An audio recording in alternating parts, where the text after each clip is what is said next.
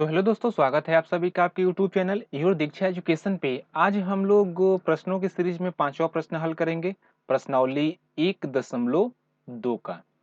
ठीक है, इसके पहले हमने हर एक प्रश्न को हल कर लिया है। अब उसी क्रम में हम पांचवा प्रश्न को हल करेंगे और यदि इस प्रकार के प्रश्न आपको मिल जाएं तो उसको कैसे आसानी से सॉल्व करते हैं, आइए उसे आज सीखते हैं। संभवतः यह प्रश्न आपके यूपी बोर्ड में पूछा भी जाता है। समटाइम हमने ये भी देखा है कि सीबीएसई बोर्ड में भी ये प्रश्न आते हैं, तो यह बड़े ही इम्पोर्टेंट है एग्जाम के पॉइंट ऑफ व्यू से। सबसे पहले देखा जाए कि प्रश्न क्या कहता है। प्रश्न कह रहा है कि जांच कीजिए कि क्या किसी प्रकृत संख्या n के लिए संख्या 6 का पावर n 0 पर समाप्त हो सकती है। यह कहना चाहता है कि यदि हम n के जगह पे कोई भी एक नेचुरल नंबर ले लें, ठीक, कोई भी एक नेचुरल नंबर n की जगह पे ले लें और हम यह करें कि 6 का पावर n यानी 6 का पावर n की जगह पे 6 का पावर 1 लिखें, तो क्या कभी भी यह इसका इकाई अंक शून्य होगा? सोच के देखिए। जैसे 6 का पावर 1 रखा तो 6 बना, इकाई का अंक क्या आया? 6। 6 का पावर 2 रखा, 36 बना, इकाई का अंक क्या आया? 6। 6 का पावर 3 रखा, इकाई का अंक क्या आया? 6। हम हर एक केस में देखेंगे तो 6 का पावर n जब नेचुरल नंबर होगा तो कभी भी 6 का पावर n शून्य पे नहीं समाप्त होगा। यह हमको यहाँ से पता चल रहा है, लेकिन इसी को हमको क्या करना है, एक फॉर्मेट में लिखना है।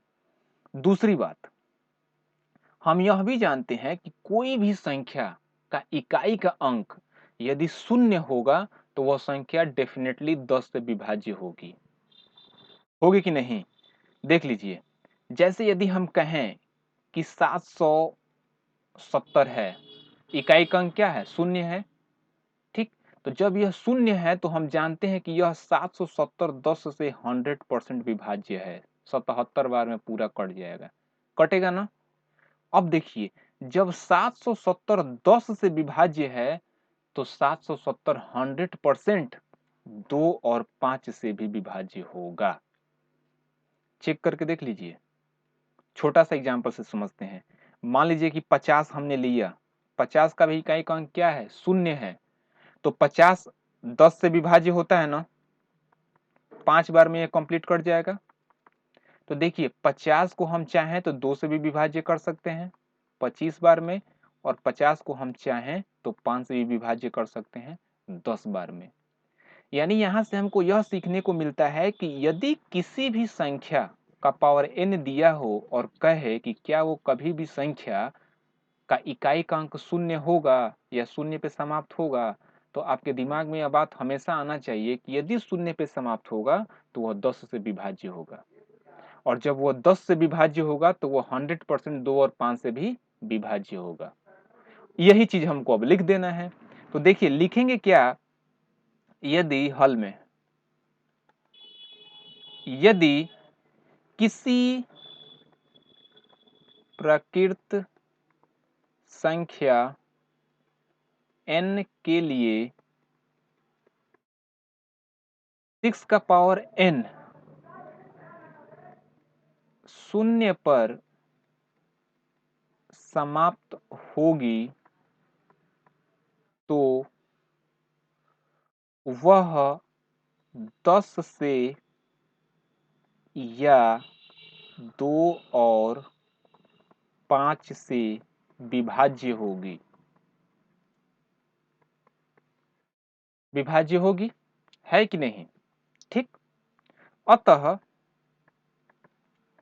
6 का पावर n की अभाज्य गुणन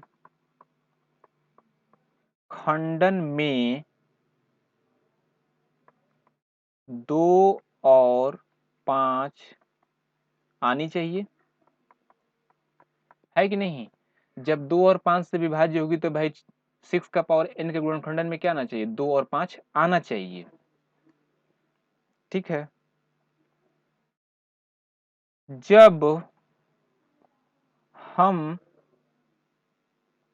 6 का पावर n का गुणनखंडन करते हैं तो हमें पता चलता है कि 6 का पावर n के गुणनखंडन में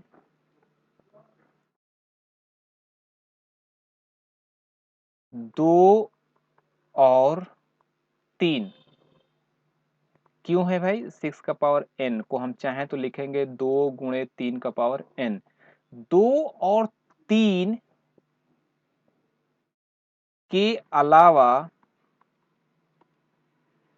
और कोई संख्या नहीं है। बताइए, 2 और 3 के अलावा कोई और संख्या है? नहीं है। ठीक, अतः हम कह सकते हैं कि किसी प्रकृत संख्या n के लिए 6 का पावर n शून्य पर समाप्त नहीं होगी। नहीं होगी ना? यही हमको क्या करना था? बताना था। इसे आप चाहें तो लिख सकते हैं कि प्रूव्ड, या फिर चाहें तो इसे लिख सकते हैं आंसर। कुछ नहीं करना है, कोई भी संख्या आपसे दे दी जाए और यह कहा जाए कि क्या इसका इकाई-अंक शून्य होगा, तो आप सीधा क्रॉस चेक कीजिए। ज़ाहिर-सी बात है, यदि इकाई-अंक शून्य है तो वो 10 से विभाज्य है। यदि 10 से विभाज्य है तो 2 और 5 से विभाज्य होगा। यानी कि जब हम उसका फैक्टर करेंगे, गुणनखंडन करेंगे, तो उसमें हमारा 2 और 5 आना चाहिए। दोनों में से कोई एक आता है तो भी वो 10 से विभाज्य नहीं होगा। ठीक, दोनों आएंगे तो 100% 10 से विभाज्य होंगे।